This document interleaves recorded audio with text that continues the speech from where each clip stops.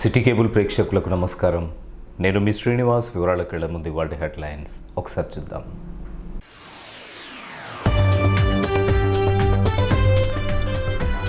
ఘనంగా జరిగిన ఎమ్మెల్సీ కవిత జన్మదిన వేడుకలు, పలు సేవా కార్యక్రమాల నిర్వహణ, సింగరేణి కార్మిక సమస్యల పరిష్కారంలో కవిత కృషి ప్రశంసదాయకమని కొనియాడిన రామగుండం ఎమ్మెల్యే కోరుకంటి చందర్.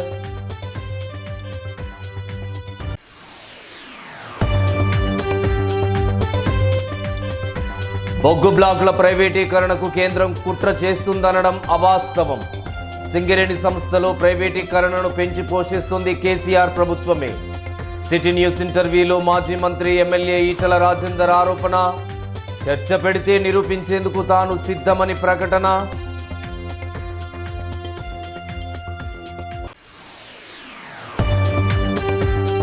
కని వేదికగా జరిగిన సింగరేణి కోల్ మైన్స్ కార్మిక సంఘం 27వ ద్వైవార్షిక మహాసభ.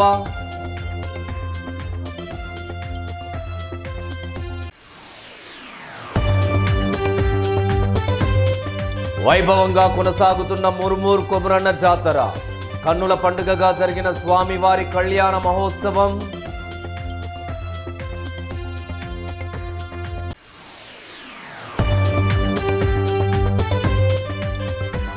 ఏఎల్పీ గని ప్రమాద మృతులకు ఘన నివాళులు అర్పించిన కని యూత్ కాంగ్రెస్ నాయకులు.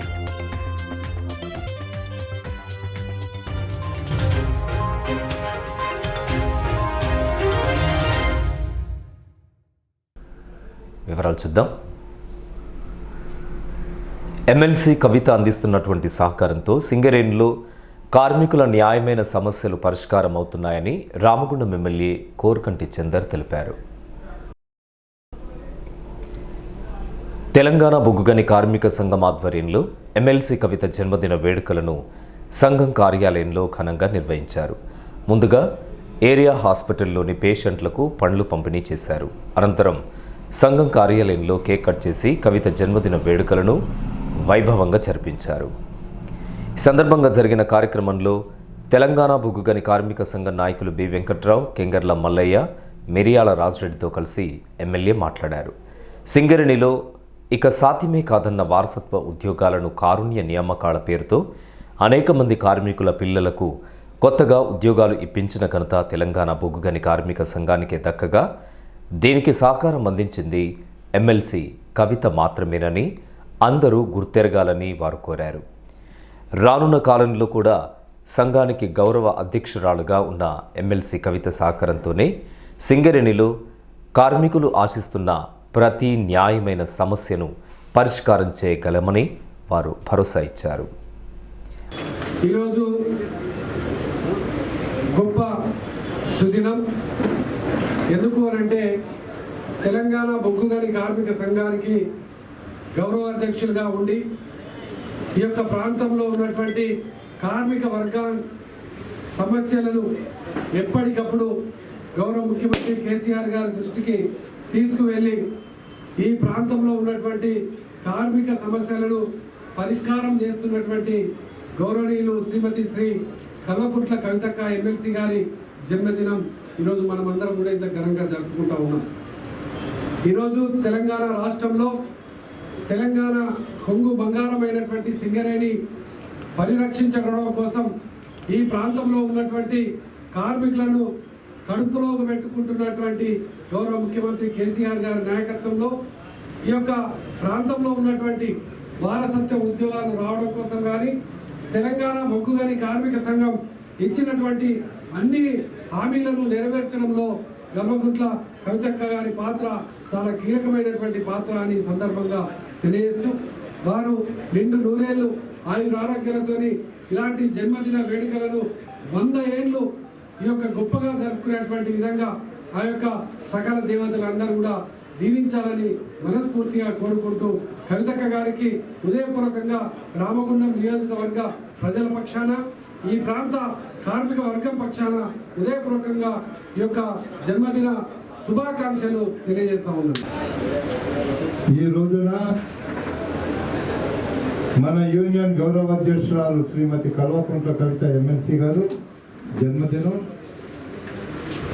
ఈ జన్మదిన సందర్భంలో భగవంతుడు వారిని మంచిగా ఆశీర్వదించాలని, నిండా నూరేళ్ళు ఆయురారోగ్యాలతో ఉండాలని, అంతేకాకుండా భవిష్యత్తులో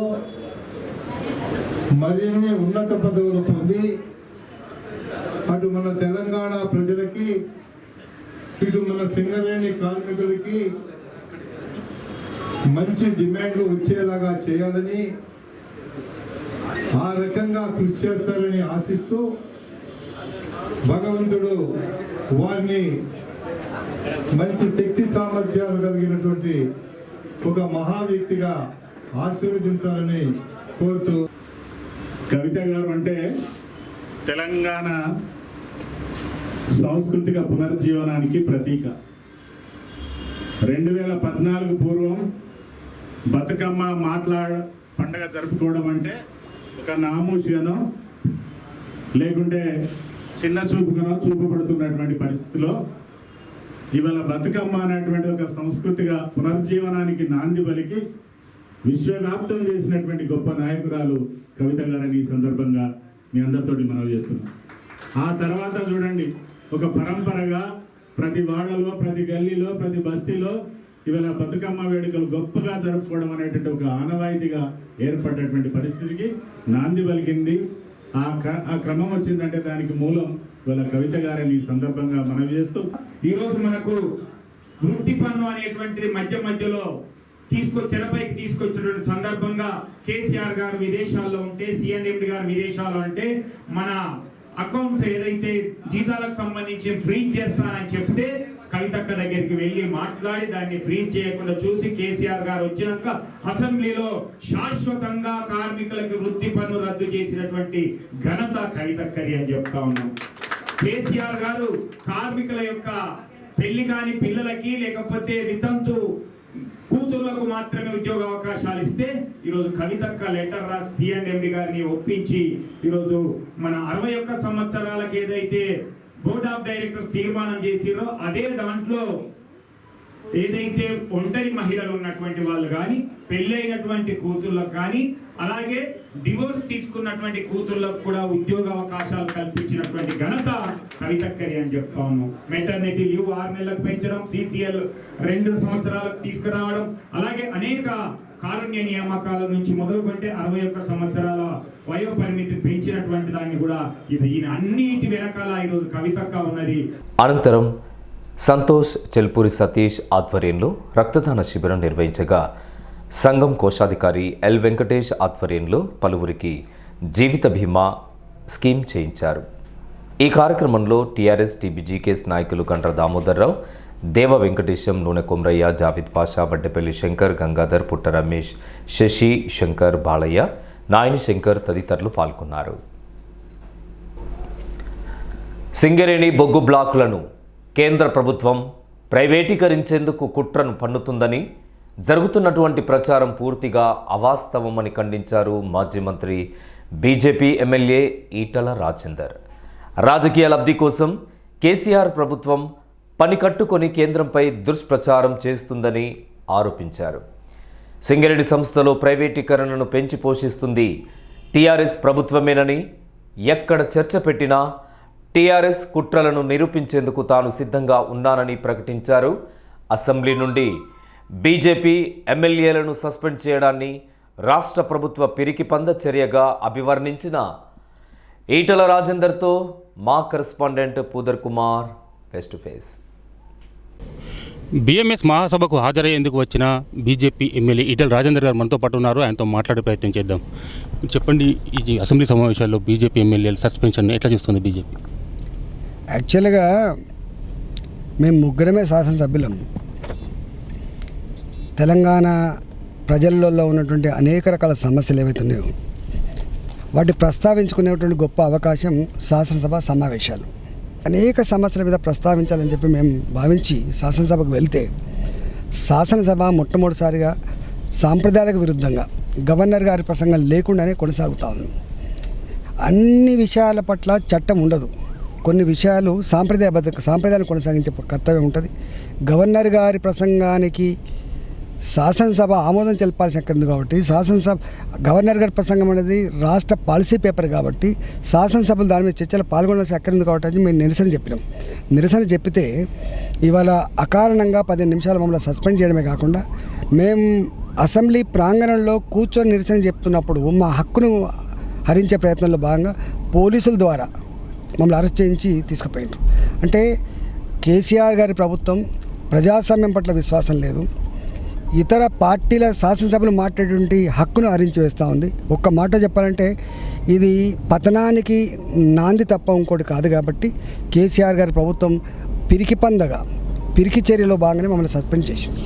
కానీ బీజేపీకి టీఆర్ఎస్ మధ్య జరుగుతున్న పోరాటాన్ని కాంగ్రెస్ పార్టీ శంకిస్తున్న పరిస్థితి. 3 సంవత్సరాల క్రితం జరిగిన సర్జికల్ స్ట్రైక్ను లేవనెత్తడం మూలంగానే బీజేపీకి లబ్ధి చేకూరిందని ఆరోపణ చేస్తున్న పరిస్థితి ఎట్లా చూస్తారు?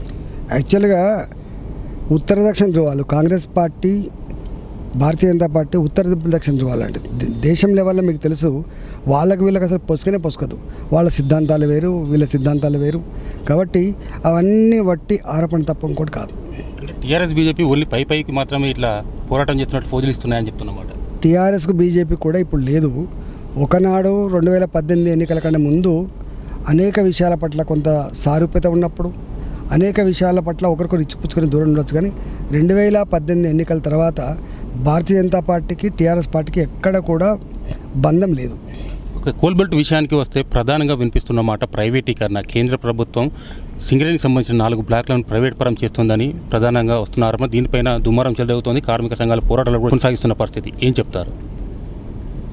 ఇదంతా తప్పు.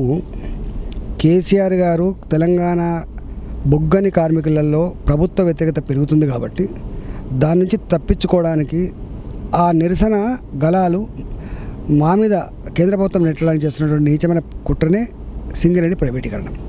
సింగరేణి 49% కేంద్ర ప్రభుత్వ వాటా, 51% తెలంగాణ రాష్ట్ర ప్రభుత్వ వాటా. కానీ ఎన్నడూ కూడా కేంద్ర ప్రభుత్వం దాని ఇన్వాల్వ్మెంట్ ఉండదు. Mines and mineral development regulation అనేది ఒకటి వచ్చింది, 2015లో వచ్చింది. ఆ చట్టం వచ్చినప్పుడు స్వయంగా పార్లమెంట్ సభ్యులుగా ఉన్నటువంటి ఇప్పుడు టీబీజీఎస్కి మార్గదర్శకురాలు ఉన్నారు, ఆ ఎంపీ గారు కవిత గారు కూడా దానికి ఓటేసిన విషయం వాస్తవం. 2000 సంవత్సరం తర్వాత యూపీఏ సర్కార్ ఈ కోల్ మైన్స్ అలొకేషన్లో పారదర్శకత లేదని, ఇంత పెద్ద సంపద ప్రైవేట్ వ్యక్తులకు కట్టబెట్టదని చెప్పి ఆనాడు సుప్రీంకోర్టు మొట్టకాయలు వేసి అవన్నీ అలొకేషన్ తప్పని చెప్పి భావిస్తే కేంద్ర ప్రభుత్వం ట్రాన్స్పరెంట్గా ఉండాలి, ఇంత గొప్ప సహజ సంపద, ప్రజలకు సంబంధించిన సంపద కాంట్రాక్టర్లకు పోకూడదు, వ్యాపారస్తులకు పోకూడదని చెప్పి ఆ చట్టం తీసుకొచ్చింది. ఆ చట్టంలో ఏముంటుంది? ఇవాళ కోల్ ఇండియా కావచ్చు, సింగరేణి లాంటి ప్రభుత్వ రంగ సంస్థ కావచ్చు, ఏ సంస్థలైనా కూడా లీగల్గా పార్టిసిపేట్ చేసి టెండర్లో పార్టిసిపేట్ చేసి తీసుకోవాలి, ఎవరికి ఎగ్జామ్షన్ లేదు. కానీ ఒక్కటేంటంటే ఒకవేళ మన సంస్థలు కనుక ముందస్తు దరఖాస్తు పెట్టుకుంటే తప్పకుండా వీటికి ప్రయారిటీ ఇచ్చే ఆస్కారం ఉంటుంది. దీంట్లో ఏమైంది? శ్రావణపల్లి, కళ్యాణకని, సత్తుపల్లి, కోయగూడెం ఈ 4 మైన్స్ ప్రైవేట్లోకి ఇస్తారని చెప్పి అంటున్నారు.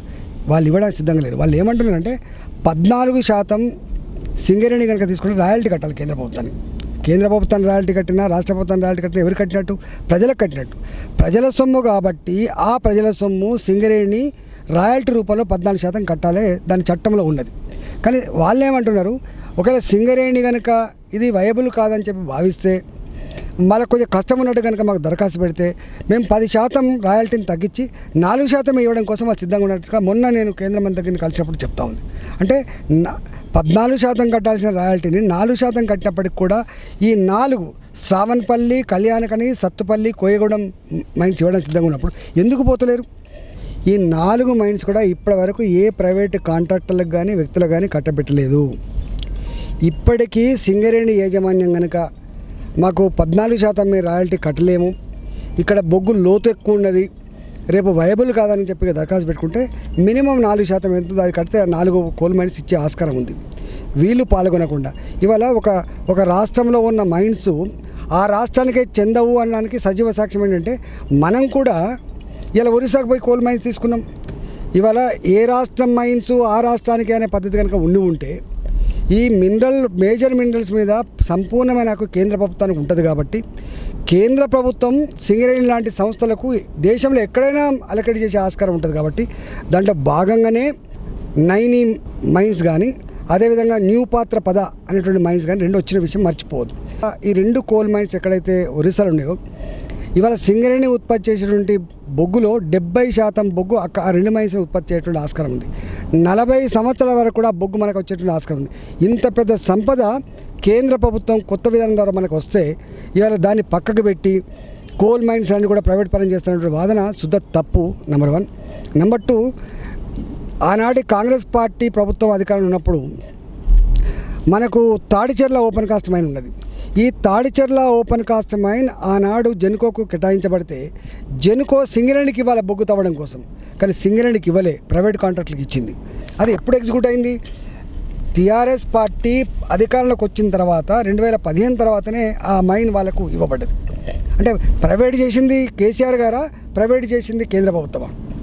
రెండవ మాట ఏంటంటే ఇవాళ కూడా ఓపెన్ కాస్ట్ మైన్లలో సింగరేణి వల్ల ఎక్కువ ఖర్చు అవుతుందని చెప్పి, ప్రైవేటు కాంట్రాక్ట్కి అయితే తక్కువ అవుతుందని చెప్పి సింగరేణిలో కార్మిక వర్గాన్ని అంతా కూడా మొత్తం కథం పట్టేయడం కోసం, కేవలం అవుట్సోర్సింగ్ ఉద్యోగులను ప్రోత్సహించడం కోసం, శ్రమ దోపిడీ చేయడం కోసం ఇలా గేట్లో పనిచేసి ఒక్క మట్టిని తీసే బాధ్యత ఉన్నటువంటి కాంట్రాక్టర్లకి బొగ్గును తీసే బాధ్యత అప్పచెప్తున్నమాట వాస్తవం కాదు ఒకసారి తెలుసుకోండి. రెండవది, అనేక మైన్లలో చిన్న పని నుంచి మొదలుపెట్టి పై స్థాయి పని వరకు కూడా టోటల్గా ప్రైవేట్ వ్యక్తులకు కట్టబెడుతున్న ప్రభుత్వం కేసీఆర్ గారి ప్రభుత్వం. ఇవన్నీ వాళ్ళు చేసుకుంటా దొంగ అని అరుస్తున్నట్టుగా ప్రైవేట్ చేస్తున్నది వాళ్ళు, ప్రైవేట్ కాంట్రాక్టర్లు ఎంకరేజ్ చేస్తున్నది వాళ్ళు, ఆ కాంట్రాక్టర్లకి ఎట్లా వస్తుందో ఆ నిబంధనలన్నీ కూడా తుంగలో తొక్కుతున్నది వాళ్ళు. చివరికి ఎన్నడూ కూడా రూపాయి ఎరగకుండా, రూపాయి ఇబ్బంది పెట్టకుండా సింగరేణి సంస్థలు 49% వాటా ఉన్నప్పటికి కూడా, హక్కు ఉన్నప్పటికి కూడా ఇవాళ ఎన్నడూ మన దాంట్లో ఏలు పెట్టకుండా ఉన్నటువంటి కేంద్ర ప్రభుత్వం నిందించడం ఇది అత్యంత దుర్మార్గమైన చర్య. ఇది కార్మిక వర్గం అర్థం చేసుకోవాలని చెప్పి నేను కోరుతా ఉన్నాం. నేను చెప్పే విషయాల మీద ఏమైనా ఇబ్బంది ఉంటే ఎక్కడంటే అక్కడ చర్చకు సిద్ధంగా ఉన్నా అని చెప్పి మనం చేస్తూ ఉన్నాం. కానీ ప్రైవేటీకరణకు వ్యతిరేకంగా గతంలో 2 మార్లు సమ్మె జరిగింది. ఈ నెల 28-29 తేదీలో కూడా మళ్ళీ సమ్మె చేయబోతున్నారు. ఒకవేళ మీరు చెప్పినట్లుగా టీఆర్ఎస్ ప్రభుత్వ కుట్రలో భాగమే ఇది అసత్య ప్రచారం అని నిజమైతే ఎందుకని కేంద్ర ప్రభుత్వ పరంగా ఒక క్లారిటీ కార్మిక వర్గానికి ఇవ్వలేకపోతుంది? తప్పకుండా ఇప్పుడు నేను ఇచ్చింది నేను బీజేపీ పార్టీ నుంచి ఇచ్చిన, ఆల్రెడీ కోల్ మినిస్టర్ కూడా ఇచ్చిండు. తప్పకుండా కోల్ మినిస్టర్ గారు కూడా వచ్చి వీళ్ళు చేస్తున్న ఈ మోసపు కుట్రపూరితమైనటువంటి ప్రచారాన్ని తిప్పికొట్టే ప్రయత్నం తప్పకుండా చేస్తాం. ఇంకో ప్రధాన సమస్య కార్మిక చట్టాల కుదింపు. అంటే 4 కోట్లుగా తీసుకొని కార్మికులను కట్టుబానిసలుగా మార్చే కుట్ర జరుగుతుందని కూడా ఆరోపిస్తున్న పరిస్థితి కార్మిక సంఘాలు. దానిపై ఎట్లా స్పందిస్తారు? ఇక్కడ సింగరేణి మొత్తం యావత్ దేశవ్యాప్తంగా ఒక మాట సత్యం అండి, ఎంత ప్రైవేటీకరణ జరిగినప్పటికి కూడా ఇవాళ కార్మిక వర్గ శ్రేయస్సును కాపాడాల్సిన బాధ్యత కేంద్ర ప్రభుత్వం పైన ఉంటుంది, రాష్ట్ర ప్రభుత్వం పైన కూడా ఉంటుంది. ప్రైవేటు కంపెనీలు కావచ్చు, కార్పొరేట్ కంపెనీలు కావచ్చు, శ్రమ దోపిడీతో వాళ్ళు సంపద పెంచుకునే ప్రయత్నం చేస్తుండొచ్చు. కానీ శ్రమ దోపిడీ జరగకుండా కార్మిక వర్గ శ్రేయస్సును చూడాల్సిన కర్తవ్యం వీళ్ళ మీద ఉంటుంది. చట్టాలు కార్మిక వర్గ శ్రేయస్సు కోసం చేయాలి తప్ప, చట్టాలు సంపదని ప్రజలకు అందించే దానికోసం చేయాలి తప్ప, చట్టాలు ఉన్న వాళ్ళకు ఊడిగం చేసే చుట్టాలుగా మార్చొద్దనేది నా భావన. ఓకే, సింగరేణి కార్మికులను కూడా సైనికులతో సమానంగా భావిస్తున్నాం అందరం. అలాంటి వారికి పన్ను మినహాయింపు అనేది చాలా రోజులుగా సుదీర్ఘకాలంగా ఒక ఎన్నికల మేనిఫెస్టోకు మాత్రమే పరిమితం అవుతున్న పరిస్థితి. ఏమైనా దృష్టి సారించే అవకాశం ఉందా? యాక్చువల్గా ఇది ఒక సింగరేణికి పరిమితమైన అంశం కాదు. మనది ఒక చిన్న సంస్థ.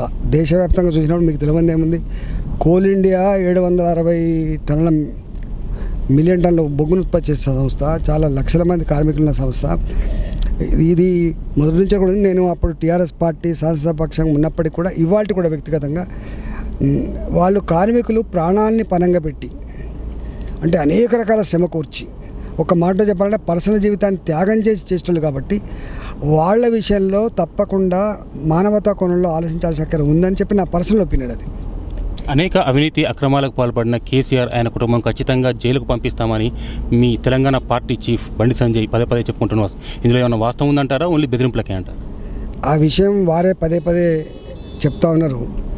వారిని అడిగితే వారికి ఆ వేవులేని తెలుస్తుంది. కానీ ఒక్కటి మాత్రం సత్యం, చట్టం అనేది అందరి సమానంగానే ఉంటుంది.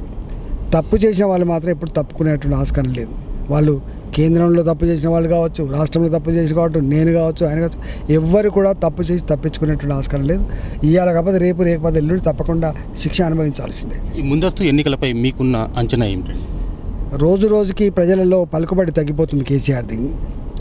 గెలవలేమనేటువంటి నిర్ణయానికి వచ్చిండ్రు. అందుకే పీకే లాంటి వాళ్ళని నియమించుకున్నాడు 100 కోట్ల రూపాయలు పెట్టి.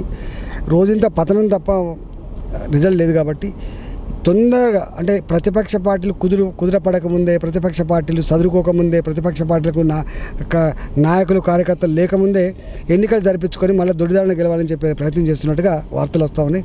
కానీ వారు ఎప్పుడు ఎన్నికలు పెట్టినా 2022లో పెడతాడా 2023లో పెడతా తెలియదు. కానీ ఎప్పుడు పెట్టినా కేసీఆర్ మాత్రం ఓడిపోడు ఖాయం. సమీపించే ఎన్నికల్లో బీజేపీ ఎన్ని సీట్లు గెలుచుకునే అవకాశం ఉందంటారు? రాబోయే కాలంలో అధికారాన్ని చేపట్టే పార్టీ భారతీయ జనతా పార్టీ. దాన్ని ఎవరు కూడా ఆపలేరు. Thank you. సింగరేణికి సంబంధించిన బొగ్గు బ్లాక్లను కేంద్ర ప్రభుత్వం ప్రైవేటీకరించేందుకు కుట్ర పన్నుతో జరుగుతున్న ప్రచారం పూర్తిగా అవాస్తవాన్ని కొట్టిపారేస్తున్నారు హుజరాబాద్ ఎమ్మెల్యే ఈటెల రాజేందర్ గారు. అలాగే ఎన్నికలు ఎప్పుడు వచ్చినా ఖచ్చితంగా తెలంగాణ రాష్ట్రంలో ఎగిరేది బీజేపీ జెండాయేనని ఆయన విశ్వాసాన్ని వ్యక్తం చేస్తున్న పరిస్థితి. కెమెరా పర్సన్ శ్రీనివాస్తో కుమార్, సిటీ న్యూస్, గోదావరికని. కాగా గోదావరికని జీఎం కాలనీ మైదానంలో ఆదివారం బీఎంఎస్ అనుబంధ కోల్ మైన్స్ కార్మిక సంఘం 27వ ద్వైవార్షిక మహాసభ జరిగింది. ఈ మహాసభలో ఈటెల రాజేందర్తో పాటు జేబీసీసీఐ మెంబర్ కొత్తకాపు లక్ష్మారెడ్డి తదితరులు మాట్లాడుతూ టీఆర్ఎస్ ప్రభుత్వ కుట్రలను ఎండగట్టారు. సింగరేణి సంస్థకు దక్కాల్సిన 4 బ్లాకులను సీఎం కేసీఆర్ రాజకీయ కుట్రతో అడ్డుకుంటూ కార్మికులకు ద్రోహం చేస్తున్నారని ఆరోపించారు. టెండర్ల ప్రక్రియ ద్వారా ఒరిస్సాలోని నైని బ్లాక్, న్యూ పాత్రపద బ్లాక్లను దక్కించుకున్న సింగరేణి ఎందుకని ఇక్కడి 4 బ్లాకులను టెండర్ వేయడం లేదో కార్మికులే అర్థం చేసుకోవాలని సూచించారు. ఇంకా ఈ కార్యక్రమంలో బీఎంఎస్ నాయకులు అశోక్ మిశ్రా, మాధవ నాయక్, తూర్పు రామరెడ్డి, మల్లోజుల కిషన్, యాదగిరి సత్తయ్య తదితరులు పాల్గొన్నారు. శ్రీ మురుమూరు కొమ్రన్న జాతర ఆదివారం నుండి ఘనంగా ప్రారంభమైంది. అంతర్గం మండలం మురుమూరు గ్రామ సమీపాన గత 62 సంవత్సరాలుగా ఈ జాతరను అంగరంగ వైభవంగా నిర్వహిస్తుంది ఓ యాదవ కుటుంబం. 2 రోజుల పాటు జరగనున్న ఈ జాతరను సాంప్రదాయక పూజలతో ఆదివారం వైభవంగా ప్రారంభించారు. ఉదయాన్నే దృష్టికుంభం, మైలలు తీయట, రుద్రాభిషేకం, శంకుపట్నం లాంటి కార్యక్రమాలను నిర్వహించి శ్రీ స్వామివారి కళ్యాణ మహోత్సవాన్ని కన్నుల పండుగగా జరిపించారు. వివిధ ప్రాంతాల నుండి భక్తులు భారీ సంఖ్యలో తరలి రావడంతో జాతర ప్రాంగణంలో ఆధ్యాత్మిక సందడి వాతావరణం నెలకొంది.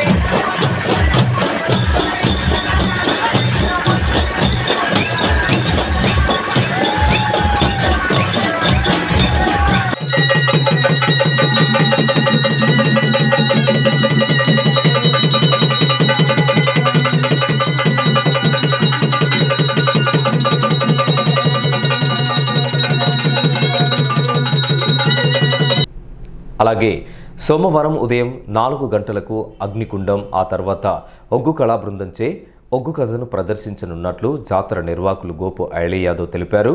భక్తులు అధిక సంఖ్యలో హాజరై స్వామివారి కృపకు పాత్రులు కావాలని కోరారు. మురుమూరు కొమరన్న జాతర శ్రీ మల్లికార్జున స్వామి వారి కళ్యాణోత్సవానికి విచ్చేసిన భక్తులకు ఆ భగవంతుని మరి పెళ్లి సందర్భంగా శుభాకాంక్షలు తెలియజేస్తూ నిన్న రాత్రిలో వేలాది మంది భక్తులు స్వామివారి యొక్క కళ్యాణోత్సవాన్ని తిలకించడానికి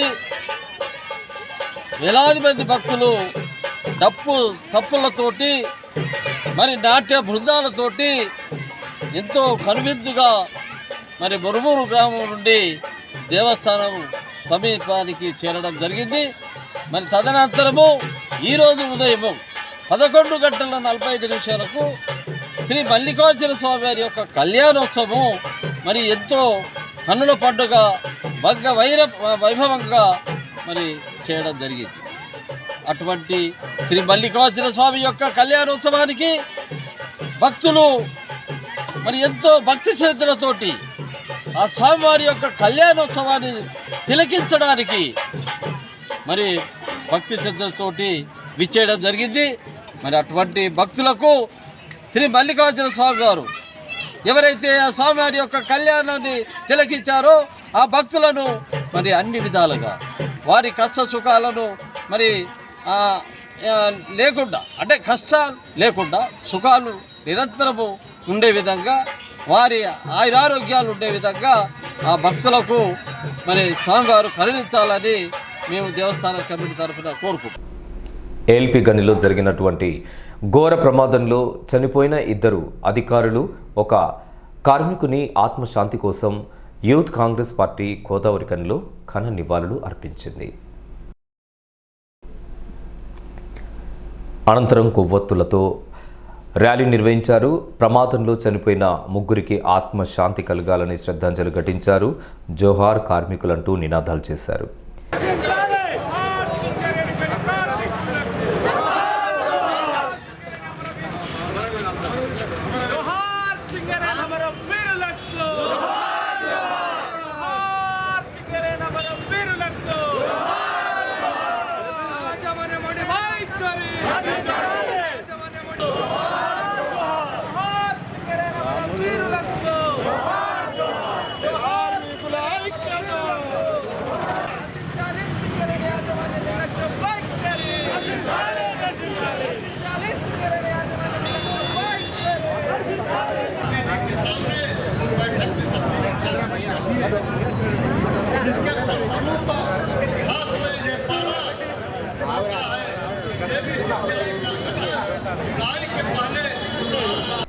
శ్రద్ధాంజలి కార్యక్రమంలో పాల్గొన్న Congress party incharge MS Raj Thakur Makkan Singh మాట్లాడుతూ సింగరేణిలో నిర్దేశిత బొగ్గు ఉత్పత్తి లక్ష్యాలను సాధిస్తున్న కార్మికులకు రక్షణ కల్పించడంలో యాజమాన్యం పూర్తిగా విఫలమవుతుందని ఆయన విమర్శించారు. అధికారులు చేసిన తప్పిదం వల్లనే ఏఎల్పి గనిలో 3 అమాయకులు బలైపోయారని ఆయన ఆవేదన వ్యక్తం చేశారు. మరొకసారి ఇలాంటి ఘటనలు పునరావృతం కాకుండా యాజమాన్యం పూర్తి స్థాయిలో రక్షణ చర్యలను చేపట్టాలని ఆయన డిమాండ్ చేశారు. మృతుల కుటుంబాలకు తగిన నష్టపరిహారం చెల్లిస్తూ ఇంటికొక ఉద్యోగాన్ని సత్వరమే అమలు చేయాలని ఆయన కోరారు. ఏఎల్పి లాంగ్వాల్లో భయంకరమైనటువంటి ప్రమాదం. ఆ ప్రమాదంలో 6 చిక్కుకొని 3 అమరులైనటువంటి ఒక విషయం మన అందరికి తెలిసిందే. వారికి నిజంగా నివాళులు అర్పిస్తూ, ఎంత నిర్లక్ష్య వైఖరి అంటే ఎన్నిసార్లు ప్రమాదాలు జరుగుతున్నా కూడా వాళ్ళ సేఫ్టీ విషయంలో పూర్తిగా నిర్లక్ష్యం వహించడంలో భాగంగా ఈ ప్రమాదం జరిగిందని ప్రతి ఒక్కరు కూడా ఈరోజు కళ్ళారా చూస్తూ చేత కాకుండా ఉన్నటువంటి విషయాన్ని మనం గ్రహించాలి. గతంలో జరిగిన ప్రమాదాలను దృష్టిలో పెట్టుకొని ప్రతిసారి కార్మిక సంఘాలు మరి ప్రజలు అడిగినప్పుడల్లా ప్రత్యేక భద్రత తీసుకుంటున్నామని చెప్తున్నటువంటి సింగరేణి యాజమాన్యం కేవలం ఉత్పత్తిని సాధించే దిశగా సింగరేణి లాభాల బాటలో చేసుకుంటూ కార్మికుల ప్రాణాలకు మాత్రం ఎలాంటి రక్షణ లేకుండా చేసే కార్యక్రమం చేస్తున్న ఈరోజు స్పష్టమైనటువంటి మొన్నటి ప్రమాదం కనిపించింది. ప్రభుత్వాన్ని డిమాండ్ చేస్తూ ఉన్నాం. నిన్న అసెంబ్లీలో మా నాయకులు శ్రీధర్ బాబు గారు, జీవన్ రెడ్డి గారు, మరి సీతగా మా శాసనసభ్యులు అందరూ కూడా మాట్లాడడం జరిగింది. వారికి తగిన పారితోషికంతో పాటు వాళ్ళని గుర్తించాలి. ఇవాళ అసెంబ్లీ సాక్షిగా మా వాళ్ళు అడిగినారు, ఏదైతే పర్మనెంట్కి సంబంధించినటువంటి కార్మికుడు చనిపోయిండో అదే మాదిరి ఆ కాంట్రాక్ట్ కార్మికుడు కూడా ₹1 కోటి ఇచ్చి అదే రకమైనటువంటి గౌరవాన్ని ఇచ్చి పనిచేసే ఒక సింగరేణి కార్మికుడికి ఉద్యోగ గౌరవాన్ని ఇచ్చేటువంటి కార్యక్రమాన్ని చేయాలి, భద్రత కలిగించాలని చెప్పి మేము మీ ద్వారా డిమాండ్ చేస్తాం.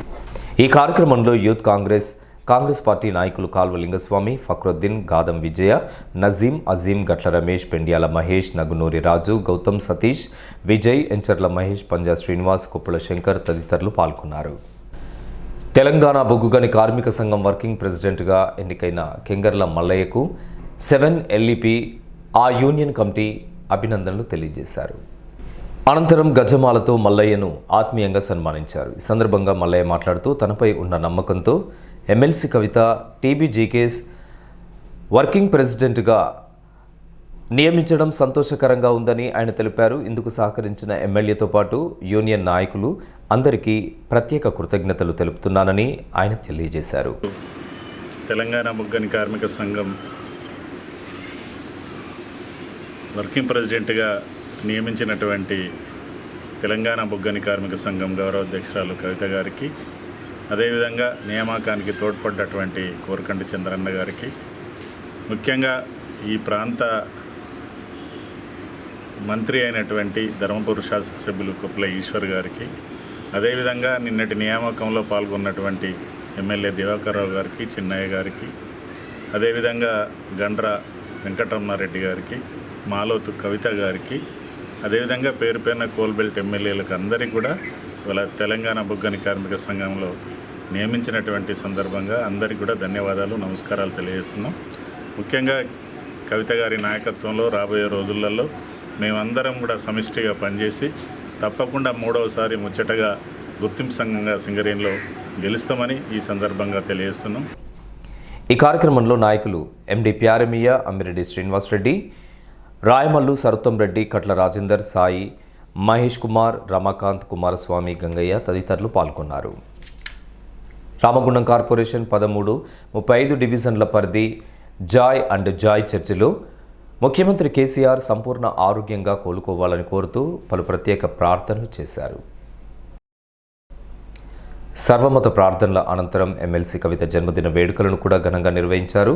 ఆ డివిజన్ పరిధి కార్పొరేటర్లు రాకం లతా, దామోదర్, పాముకుంట్ల భాస్కర్ మాట్లాడుతూ తెలంగాణ రాష్ట్ర ప్రజల సంక్షేమమే ధ్యేయంగా నిరంతరం పనిచేస్తున్న ముఖ్యమంత్రి కేసీఆర్ త్వరలోనే సంపూర్ణ ఆరోగ్యంగా కోలుకొని తిరిగి మళ్లీ ప్రజాసేవలో భాగస్వామ్యం కావాలని ప్రార్థనలు చేశామని వారు తెలిపారు.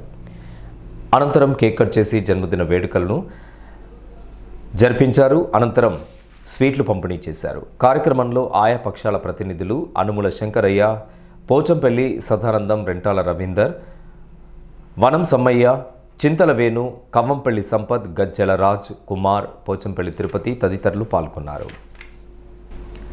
బీజేపీ తెలంగాణ రాష్ట్ర అధ్యక్షుడిగా 2వసారి నియమించబడిన ఎంపీ బండి సంజయ్కి శుభాకాంక్షలు తెలుపుతూ ఆత్మీయంగా సన్మానించారు. పెద్దపల్లి జిల్లా ఓబీసీ మోర్చా అధ్యక్షులు పిడుగు కృష్ణ ముదిరాజ్. ఈ మేరకు ఆదివారం ఉదయం కరీంనగర్లోని శక్తి ఆలయ ప్రాంగణంలో ఎంపీ బండి సంజయ్ని కలుసుకున్నారు. బీసీ సంక్షేమ సంఘం ప్రతినిధులతో కలిసి బండి సంజయ్ని శాల్వాలతో ఘనంగా సన్మానించి పుష్పగుచ్చాలు అందించారు. ఓబీసీ సామాజిక వర్గానికి చెందిన బండి సంజయ్ మరోసారి బీజేపీ రాష్ట్ర అధ్యక్షులుగా నియమితులవడం పట్ల పిడుగు కృష్ణ హర్షం వ్యక్తం చేశారు. ఈ కార్యక్రమంలో ఓబీసీ మోర్చా నాయకులు ఎన్ఎం ప్రకాష్, కిరణ్, ఉమ్మడి జిల్లా బీసీ సంక్షేమ సంఘం నాయకులు రాకేష్, మహేష్ గౌడ్, ప్రశాంత్, తిరుపతి తదితరులు పాల్గొన్నారు.